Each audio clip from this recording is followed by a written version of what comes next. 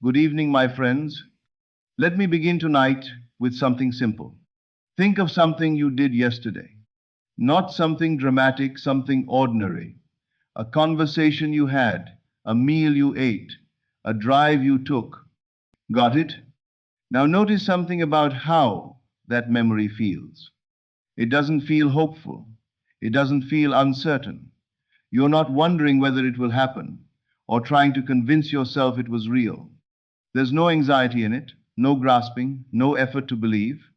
It just is. It happened, it's done, it's a fact of your experience, quiet, settled, requiring absolutely nothing from you to maintain its reality. That feeling, that specific, unassuming, completely undramatic feeling of something already done, that is what I am going to teach you to bring to your desire tonight. Not the excited feeling of something approaching, not the hopeful feeling of something possible, not even the confident feeling of something coming. The quiet, settled, ordinary feeling of something that already happened. And when you learn to bring that feeling to your desire genuinely, not performed, but actually felt, something extraordinary occurs. Time collapses. The gap between where you are and where you want to be folds in on itself, and reality rushes with surprising speed to match the memory you have created in consciousness. This is what we're learning tonight. Are you ready? Let me first show you the mistake that is costing you everything. Most people think about their desires as future events. They visualize themselves getting what they want someday. They imagine achieving their goal at some point. They dream about the life they will have when things finally work out. When I have the money, I'll feel secure. When I find the relationship, I'll feel complete. When I get the job, everything will change. I want you to look at that pattern very carefully, because every single time you construct your desire that way, as something coming, something approaching, something that will happen, you are doing something you don't realize you're doing. You are placing your desire in the future. And the future, my friends, never arrives. There is no future. There is only now, this eternal, unmoving, permanent, present moment. The only place where anything has ever happened. The only place where anything can ever happen. The future is a concept, not a location. You cannot live there. You cannot receive anything there. You can only ever experience anything here, in the now. And as long as your desire lives in the future, as long as you keep projecting it forward, chasing it, imagining it as perpetually about to arrive, it remains precisely where you've put it.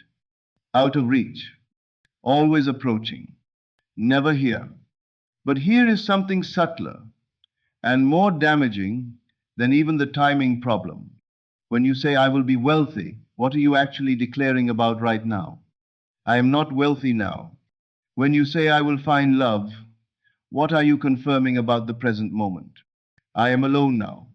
When you say, I will succeed, what assumption is embedded in every syllable? I have not succeeded now.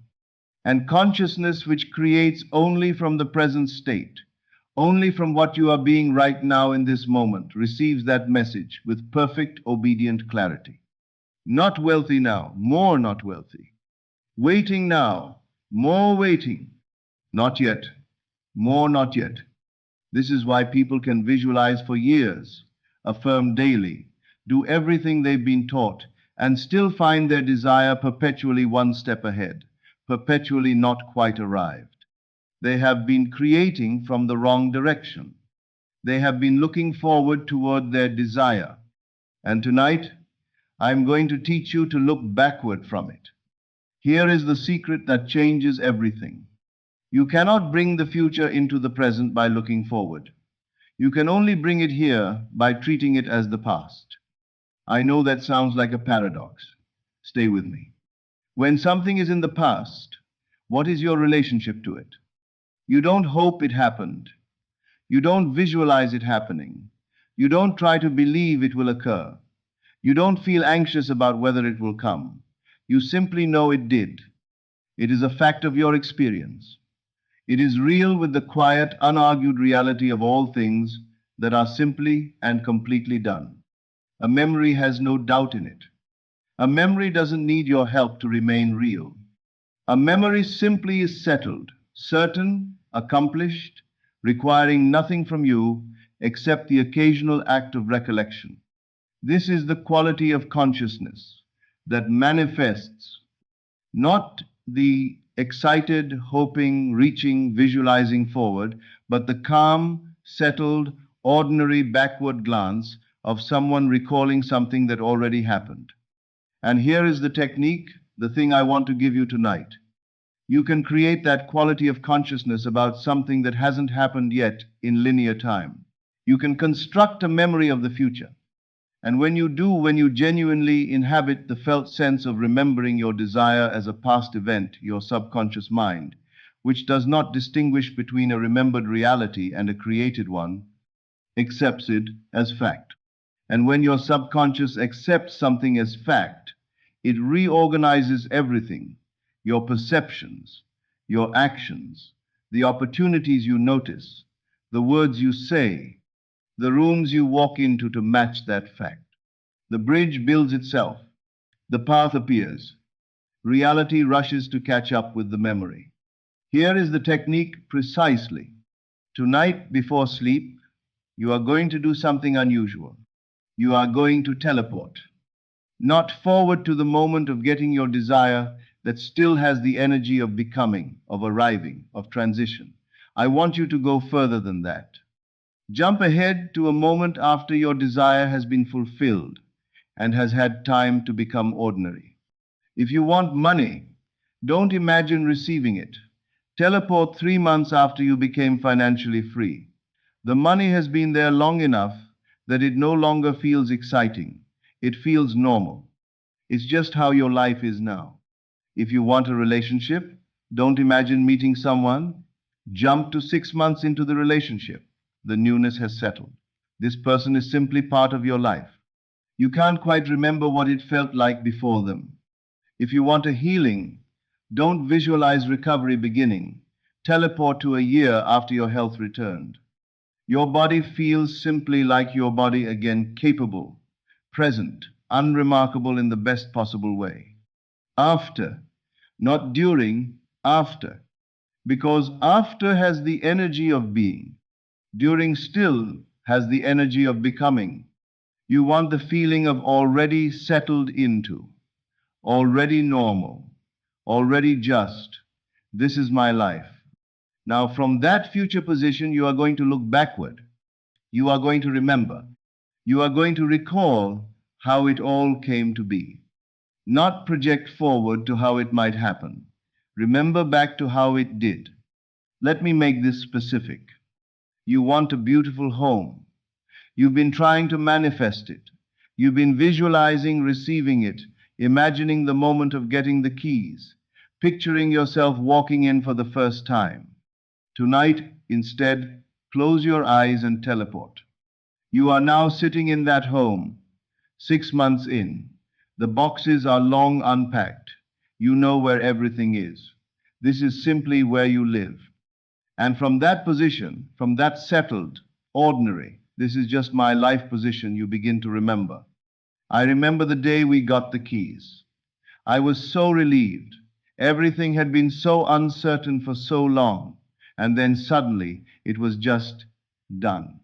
I remember calling my mother from the driveway, barely able to get the words out. I remember the first morning I woke up here, that particular quality of light through the bedroom window, and thinking, this is real. This is actually mine. Do you feel the difference? You are not hoping, you are not visualizing, you are not trying to believe. You are remembering. And remembering carries a quality of consciousness that forward projection simply cannot access the settled, unargued, quietly certain quality of course. It happened. It's done. Now let me explain why this works at a deeper level. Because understanding the mechanism will make your practice more powerful. Your subconscious mind does not have a calendar.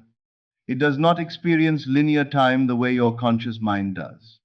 It does not distinguish between this is a memory of something that occurred in 2019 and this is a memory I constructed in my imagination tonight.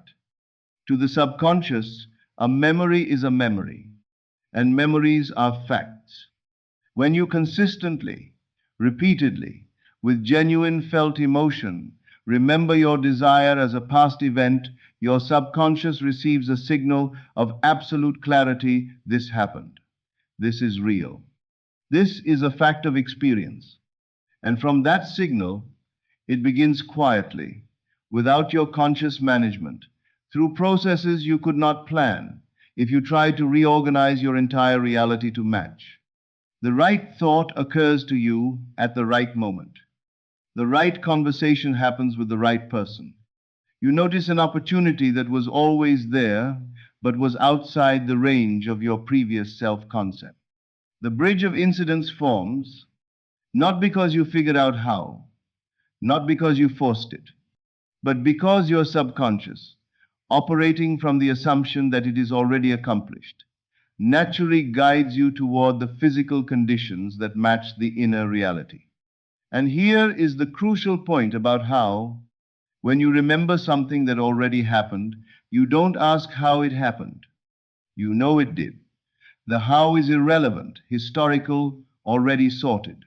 This is the ultimate form of detachment from the mechanism of manifestation, not because you have practiced non-attachment as a discipline, but because from the position of someone remembering the past, the question of how doesn't arise. It happened. Obviously, it happened somehow. The details are just details. And when you release the how, when you stop trying to figure out the path, to see the bridge before you walk it, to understand the mechanism before you trust the law, the universe, unobstructed, has infinite ways to bring your desire to you. Ways you could not have planned. Ways more elegant and more precise than anything your conscious mind could have designed. Let me tell you about a woman who had been trying to manifest a specific sum of money for months. She had done everything, visualized it arriving, affirmed it daily, written it in her journal, done her practice faithfully, with genuine commitment. Nothing had moved. The problem, when she described her practice to me, was immediately clear. Every night she was imagining the money coming, feeling the relief of its arrival, seeing the moment of receiving. She was, in other words, perpetually living in the instant before it happened, perpetually in the about to which kept her permanently in the state of not yet. I gave her one instruction: stop imagining receiving it. Instead, teleport 3 months ahead. You have the money, you've made the down payment, you're in your home. From that position, remember the day the money came. Don't imagine it arriving. Remember it arriving. Recall it the way you'd recall yesterday. She practiced this every night for 2 weeks. And she described something that I have heard again and again from people who genuinely grasped this shift. The desperation left. Not because she had convinced herself or performed non-attachment, but because from the position of remembering, there was nothing to be desperate about. The money had come, obviously. She remembered it. What was there to be anxious over? The present tense reality of her circumstances hadn't changed, but the quality of her inner state had shifted completely from hoping toward to remembering from. 3 weeks later, her aunt called, offered her the precise sum she needed as an early inheritance. The money arrived from a source she had never considered, through a relationship she had almost forgotten existed. It came easily, quietly, without drama, as though it had been waiting for her to remember that it was already hers. Let me give you the language of this technique, because the language matters. The language shapes the felt sense. For money not, I hope the money comes, I'm trying to manifest abundance. But I remember when that finally resolved. I remember the relief. I remember calling my brother and not being able to explain it properly because I was laughing too much. That was what, 3, 4 months ago now? It still doesn't feel quite real. For love not, I want to find someone. I'm working on attracting a partner. but I remember when we met. I remember that first conversation, how easy it was, how surprising that was given how long I'd been waiting. I remember thinking, oh, so this is what it feels like. It's been 6 months, and I still catch myself slightly astonished. For health, not. I'm trying to heal. I'm visualizing my body recovering. But I remember when things started shifting, the doctor's face when the results came back. I remember the morning I woke up and realized the pain was just gone. That was maybe 8 months ago. I still think about it sometimes. For a career, not. I want to be successful. I'm working toward my goals. But I remember when that came through. I remember my first day in that role, how surreal it felt. I remember thinking, this is just my life now. I work there. This is what I do. Wild. Do you hear it? The language of already. The language of looking back. The language of someone for whom the desire is simply, quietly, unmistakably done. Let me address something that comes up for people who really understand these teachings and want to be rigorous about them. Isn't this a kind of self-deception? Isn't creating memories of things that haven't happened in linear time a form of dishonesty with yourself? No. And understanding why not will make your practice both more honest and more powerful. Here is what is actually true at the level of consciousness that this teaching is pointing toward. Your desire already exists, not as a future event, not as a possibility waiting to be created, but as a fully existing reality in the infinite field of what is the complete field of all that is and can be, from which physical experience is continuously drawn. Creation is finished. Every possible version of your life already exists, fully formed in consciousness. What you experience in linear time is simply a sequential unfolding of states you have accessed in consciousness through assumption, through imaginal act, through persistent inner identification with one version of reality over another. When you create a memory of your fulfilled desire, you are not making something up. You are recognizing what is already true in the dimension where all creation originates. The memory you construct is not a fabrication. It is an act of recognition, a reaching across the apparent gap of linear time to touch what already exists and bring it into conscious relationship with the present moment. This is why it works. Not because you have tricked your subconscious, but because you have aligned with what is genuinely, actually, already real, simply not yet visible at the level of physical manifestation. The physical world is always the last to know. It is always the echo, not the voice. And when you speak the voice with the quiet authority of memory rather than the uncertain petition of hope, the echo must follow. Here is your daily practice. It is simple. 3 moments, each brief. Morning. Before you get out of bed, 2 minutes. Teleport to your desired future. You are already there. It has been months. From that settled, ordinary place, glance back. Remember how it came. Let the feeling of that happened be the first quality of consciousness you carry into the day. Throughout the day, every time your desire enters your mind, catch the direction of your thinking. Are you looking forward toward it, projecting it into the future, hoping for it, wondering when? If so, shift the direction. Look backward from it. Oh yes, that's done. I remember that, even for a moment, even briefly. Redirect the mental gaze from forward to backward, from hoping to remembering. Evening, before sleep, the full practice. Close your eyes. Teleport to your desired future well past the moment of arrival into the ordinary after. Live in that moment. Feel the normalcy of it, the settled quality of it. Then create the memories looking backward, the day it came, the conversation you had, the call you made, the moment you knew it was real. Make the memories vivid, specific, sensory, the kind that stick, and fall asleep inside the feeling of remembering, not the feeling of wanting, not hoping, not visualizing forward, not trying to believe, remembering. Carry that quality into sleep, and your subconscious will carry you through the night, working quietly and without your interference toward the physical conditions that match the inner fact. I want to close with the deepest version of what I've been teaching tonight. When you teleport to your future and remember backward, you are not really traveling through time.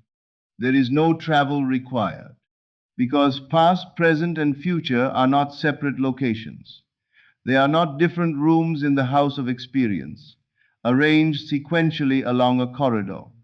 They are all here, all now, all simultaneously present in consciousness, which exists outside time entirely, which contains all of time the way the ocean contains all of its waves. What you call the future is not a place ahead of you. It is a place that is already present in the deeper sense of that word, the sense that means fully real, fully existing, fully accomplished, simply not yet perceived through the slow instrument of physical sense. When you remember your desire as already done, you are not creating a fiction about the future. You are removing the illusion that it isn't already here. You are recognizing a truth that has been true all along. It already happened. Not tomorrow. Now, in the only dimension that actually creates, in consciousness, which is the substance from which all time and all things are made. Your desire is already done in consciousness. The only question has ever been whether you are willing to remember it. So tonight, before you sleep, close your eyes, teleport, go past the arrival, past the transition, into the ordinary, after into the life where it has been yours long enough to feel unremarkable.